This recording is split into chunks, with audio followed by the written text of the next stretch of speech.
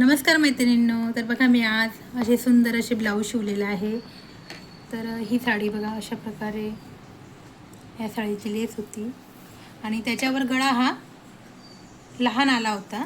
तर कस्टमरला लहान गळा नको होता, तर मी याला अशा पद्धतीने डिझाईन करून ते बोटनेक पॅटर्न केलेलं आहे आणि अशा पद्धतीने मी हा गळा लहान गळ्यापासून असं हे सुंदर डिझाईन मी तयार केलेलं आहे.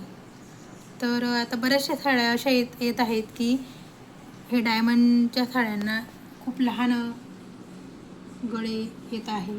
त्याच्यामुळे डिझाईन कशी बनवावी, तर तुम्हाला डिझाईनची आयडियासाठी मी तुम्हाला हे ब्लाऊज मी तुम्हाला दाखवते आहे. जेणेकरून जर अशा प्रकारचं ब्लाऊज आलं तुमच्याकडे तर तुम्ही अशी डिझाईन कस्टमरला सांगू शकता आणि अशा पद्धतीने तुम्ही त्यांना शिवून देऊ शकता. तर तुम्हाला डिझाईन कशी वाटली बघू शकता तुम्ही.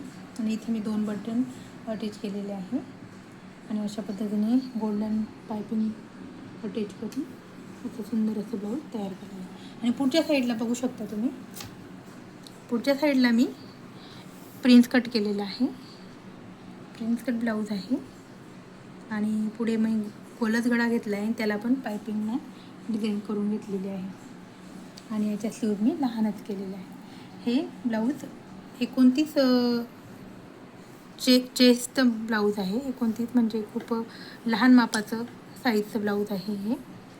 तर बघू शकता तुम्ही, खूप सुंदर ब्लाऊज आपले आलेले आहे. तर असेच नवनवीन ब्लाऊज डिझाईन, ब्लाऊज